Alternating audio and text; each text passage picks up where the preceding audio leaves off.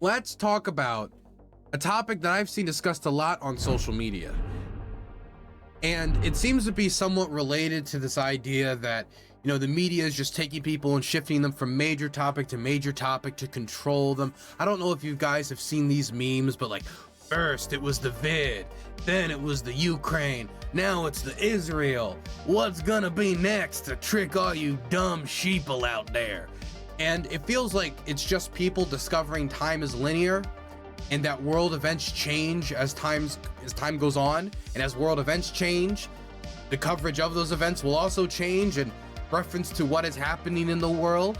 Now you can make a critique of, well, I believe this issue is important and the media isn't covering it enough, or this is a really important issue facing the world and the media hasn't even talked about it in a very long time. You can make that argument.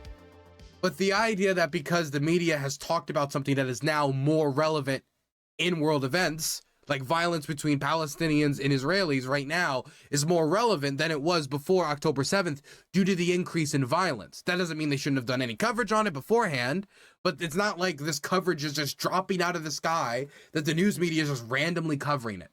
But with that narrative, I've seen something else attached to it. And it's the idea that now America's going to forget about Ukraine and they're going to start caring about Israel. And we're going to see all the hawks in the American political scene. We're going to see all the people who cared about Ukraine being liberated. We're going to see all those people shift, and they're going to replace all the Ukrainian flags with Israeli flags. And Ukraine was just going to be another of the moment thing, a fad, and its struggle will deteriorate.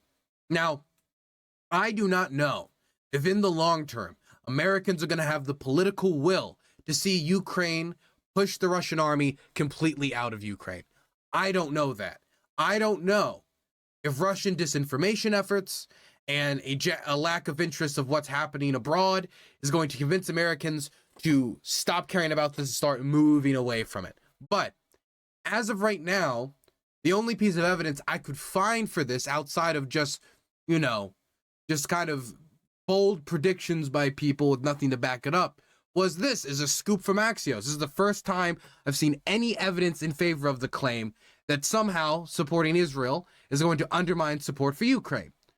Putting aside what my position is when it comes to the Israeli-Hamas conflict, I just want to examine that claim with a telescope. I want to examine that specific claim. And now we have a scoop from Axios saying that the United States is going to send Israel artillery shells that were initially designated for Ukraine that were going to be sent to support the M777 howitzer crews, which I've gone out with the Zaporozhye counteroffensive and I filmed with. They use American-made cluster munitions with those, and they use 155 millimeter artillery shells for those guns. And now those shells, which were originally designated for Ukraine, are going to be sent over to Israel. Let's read a little bit about this. The Pentagon plans to send Israel tens of thousands of 155 millimeter artillery shells that has been designated for Ukraine from U.S. emergency stocks several months ago. 3 Israeli officials with knowledge of the situation tell Axios. The Israeli Defense Forces and the Israeli Ministry of Defense told their U.S. counterparts they urgently need artillery shells to prepare for a ground invasion in Gaza and a potential escalation of the war by Hezbollah along the Israel-Lebanon border, Israeli officials say. U.S. officials have suggested that diverting the shells from Ukraine to Israel would have no immediate impact on Ukraine's ability to fight against Russian troops.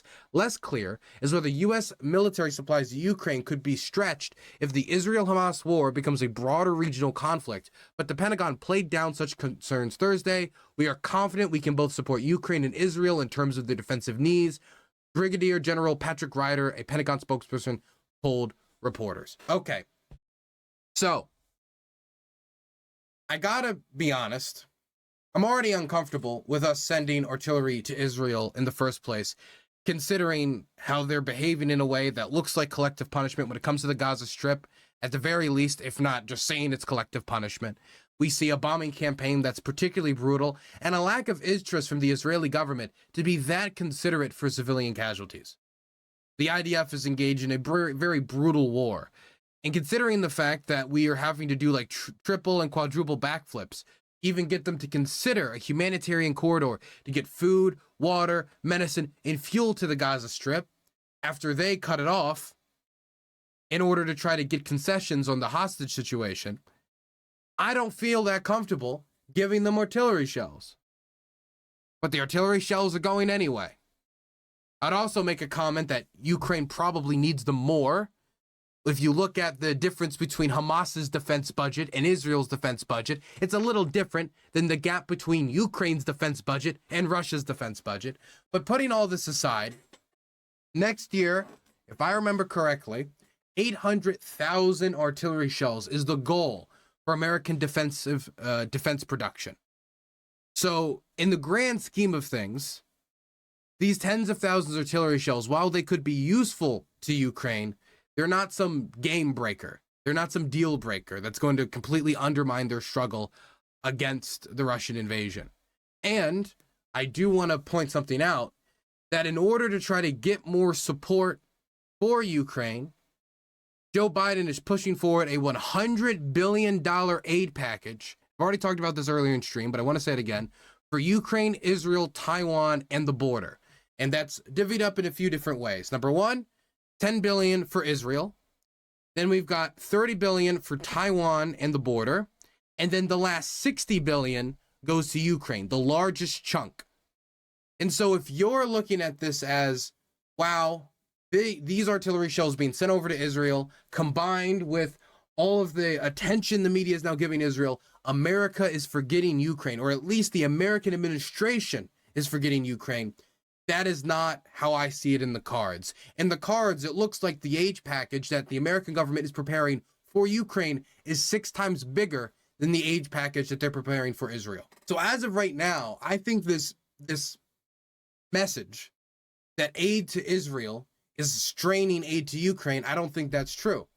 We do see potentially how aid to Israel could end up straining aid to Ukraine. It's in a small way here, but it could do it in a larger way if this war extends out. And that's what I want to talk about here. The Netanyahu government has not been very helpful in providing the public what we would normally call an end game. They move in, they kick out Hamas, then what? The then what isn't been described in detail. And that was the same issue that America found in Afghanistan. And Congressman Barbara Lee objected to as the lone vote against the authorization for the use of military force in Afghanistan. And she said that we didn't have a plan. It wasn't that she didn't want to go in and kill al-Qaeda. Every single American wanted to see al-Qaeda burn to the ground wherever it hit after 9/11. But she was worried that we didn't have a game plan for what to do in Afghanistan, the country with millions upon millions of people, after we go in there and kick out the ruling Taliban regime.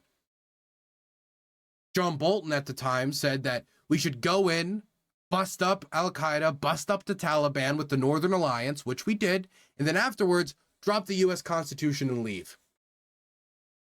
That's what John Bolton was saying at the time. There was different people floating different ideas of what exactly we should do.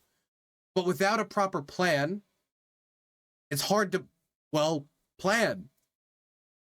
And so I am worried that the Israeli invasion of the Gaza Strip is going to turn into a long-term occupation that could then have a million different flashpoints for violence to spiral out of control again. And maybe it won't be Hamas, even though Hamas could very well go into exile and return later and engage in further violence. Maybe it'll be Palestinian Islamic Jihad. Maybe it will be Hezbollah launching an operation across the Lebanese border. Who knows what it'll be?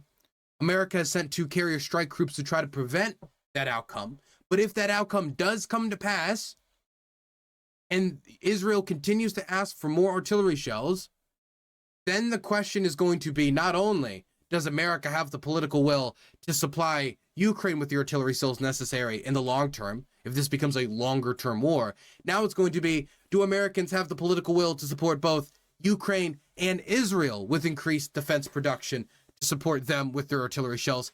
And not only that, even if there was the political will to do that, and if I'm being blunt with you guys, that is not 100% guaranteed. That is far from 100% guaranteed.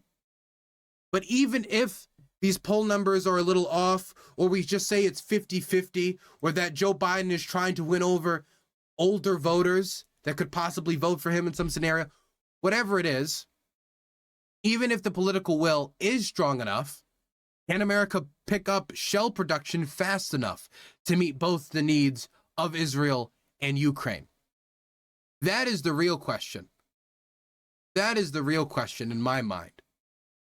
If it extends into a longer war, the idea that this, if the war lasts for 3 or 4 months, and they take over the Gaza Strip, that won't necessarily need a large-scale increase in defense production to accommodate both Israel and Ukraine in the long term.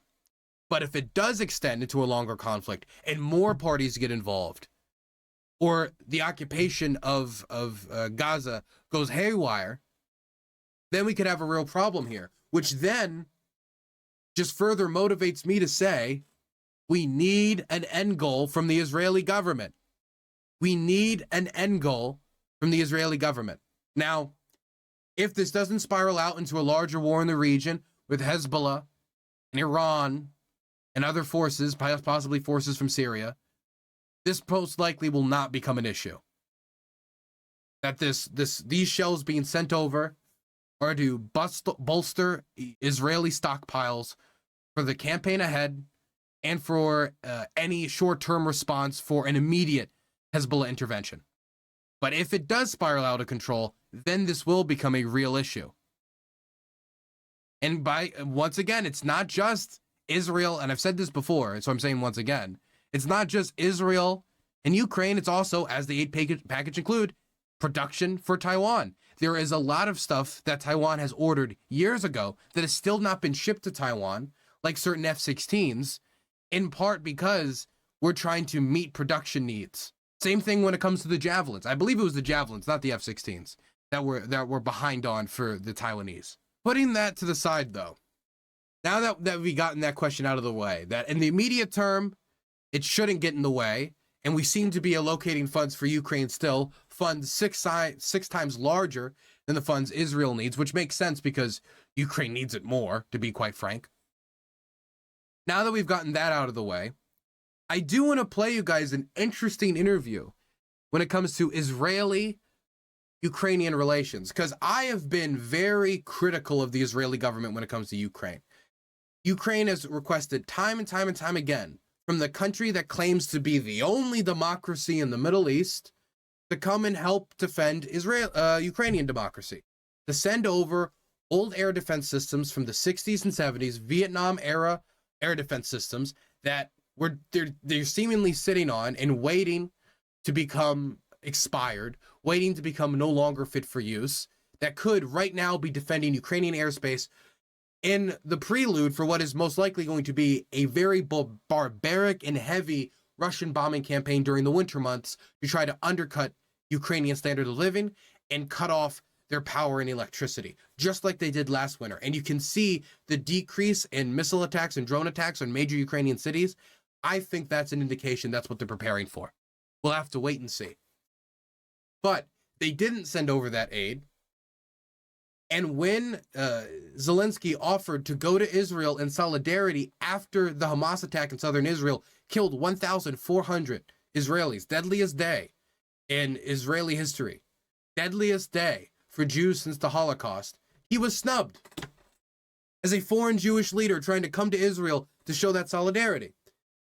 And so it seems like Ukraine is really trying to bend leftwards and rightwards and backwards and forwards and find every way they can to try to please Israel enough to try to help them with their defense. And Israel has, outside of some training and some intelligence sharing, maybe, I think, like helping them and like giving them tactics to try to defend their airspace.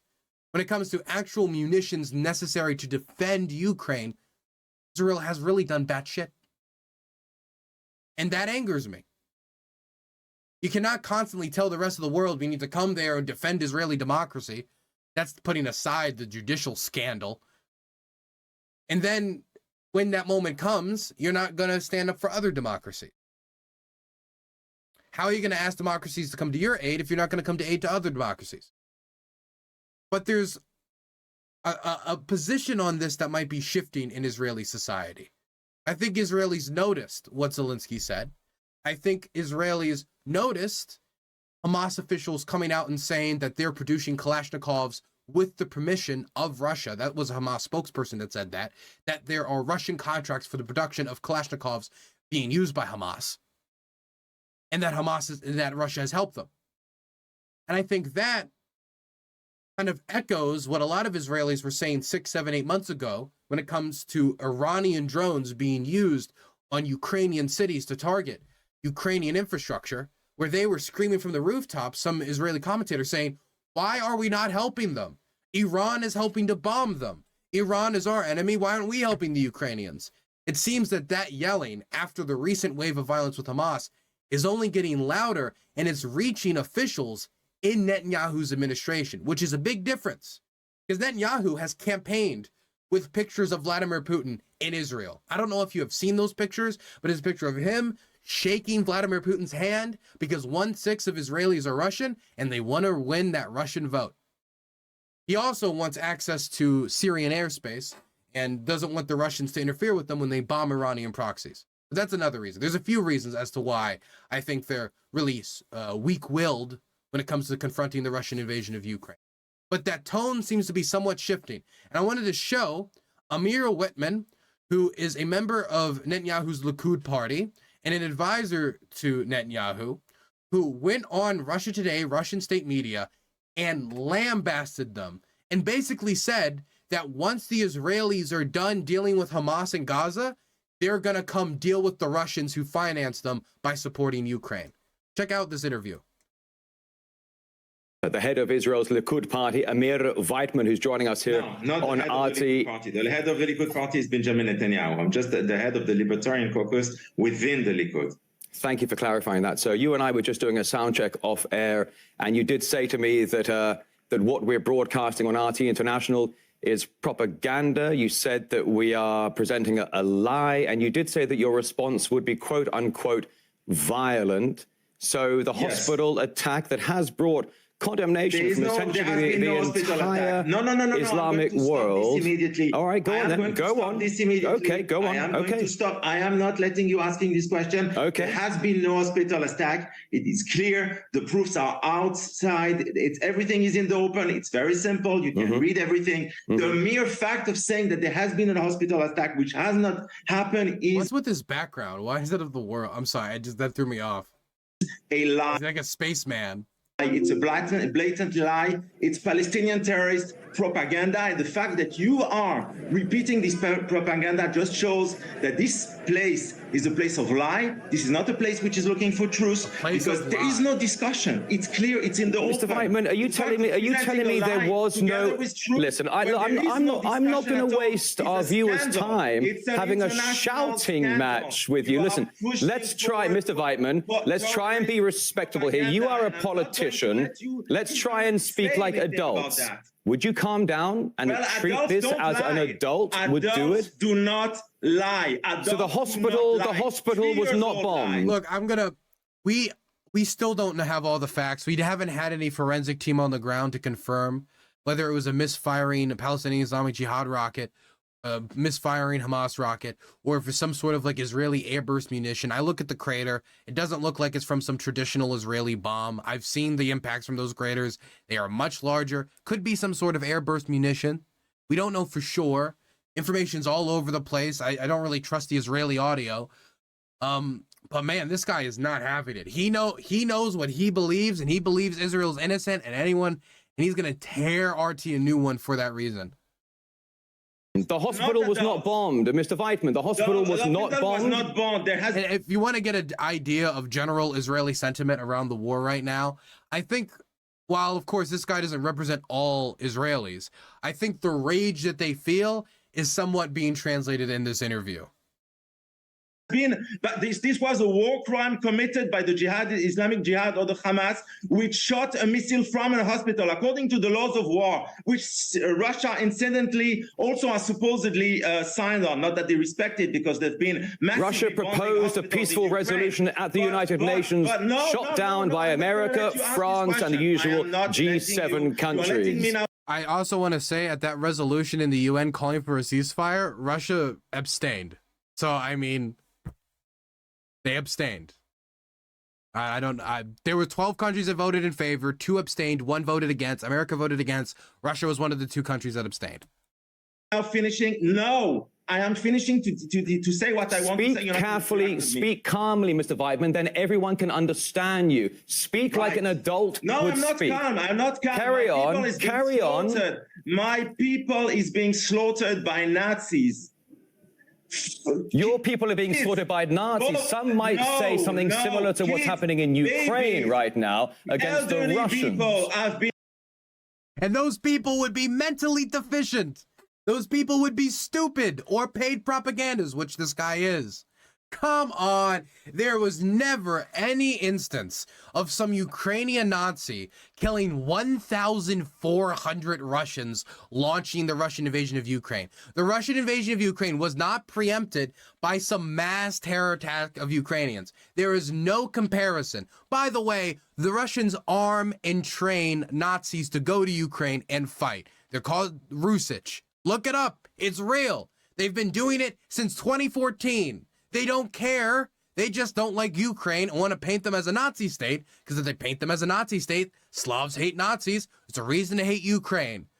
And they're perfectly willing to arm Nazis and send them to Ukraine to do their killing. So it's hard for me to imagine that they really care about Nazism. Been massacred by these terrorists. And so you said the bombing never happened. All right, Mr. Weitmann. Okay, Nazis this, the bombing never happened. Okay, let me ask you this. Why is it then that this bombing has been condemned and accused the president of Egypt, the king of Jordan, the president of Syria, the president of Cuba, the government of Iraq, the Turkish foreign minister, the Venezuelan foreign ministry, the head of the African Union, and the president of Iran have all accused Israel of this strike, and you're telling me the strike never happened? It never happened. Dude, if this is the standard we're going by, then he has to admit Bucha was real. He has to admit that the mass grave that was uncovered in Izium was real. He has to admit the bombing of the drama center was real and committed by the Russians. If all it takes is here's a bunch of countries that blamed your country for it, then Russia's fucked on Ukraine. The same thing he was trying to complain about earlier. Just saying. Throwing that out there. Happened, Mr. Weitmann. It's all a lie. It's all smoke and mirrors, right? Listen, all the countries you have mentioned, all of them are terrorist countries. Syria, they're all terrorist countries. Genocidal. Jordan, an American ally, is a terrorist country. Turkey, Venezuela, the African Union. Turkey has engaged in a pretty brutal bombing campaign in northeastern Syria. What was the other one? Venezuela? I mean, the Venezuelan government is horrifically brutal towards its own citizens. Torture, sexual assault and rape towards, I mean, I don't know if I'd use the word terrorist country to describe Venezuela specifically. People in his country. I think this guy is just mad. He's just yelling. I'm going to be honest. Under Russian support. He's a murderer. He's a mass murderer who should be hanged in public like the Nazis have been hanged in public. The fact that these people are the people saying that this has happened exactly shows my point.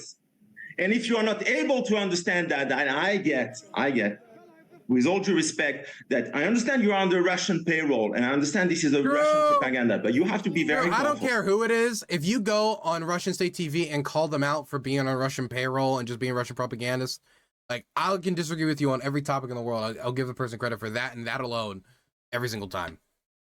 Because let me tell you, we're going to finish this war. We're going to win because we're stronger. After this, Russia will pay the price. Believe me, Russia will pay the price. Russia is supporting the enemies of Israel. Russia is supporting Nazi people who want to commit genocide on us. And just Russia will pay the price. Russia also.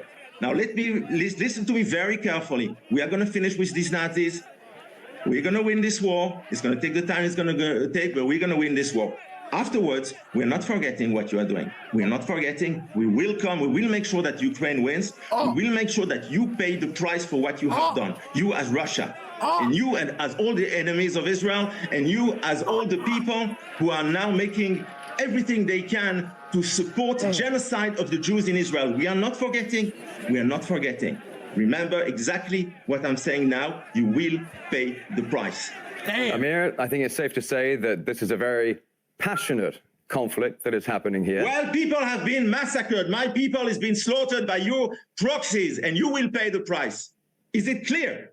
Believe me, you will I don't actually think it is clear. Very, very, very stern. I mean, look, the Hamas spokesperson said that their Kalashnikovs were made with Russian contracts.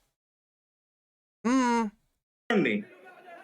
don't think it is clear, Mr. Weitmann, and I would suggest well, then it should be in the clear. future, it should be clear. In fact, if any network should know this more than any other network, it's RT, because the interview where he said that was an RT interview. as being a politician, it should be clear to you, because you have to understand that actions have got consequences. And when people support murder of Jews, people pay the price. This is true in Gaza. This is true everywhere else. The time that Jews actually have no power to defend themselves is gone. And people will now have to bear the consequences of them supporting genocidal Nazis who are out to exterminate Jews. What we have seen 10 days ago is not something normal. We have seen these Nazis going out, massacring people in the streets, babies, beheading them, older people, women, raping, all these things. You've seen them with your eyes. How can you even dare to support the murderers?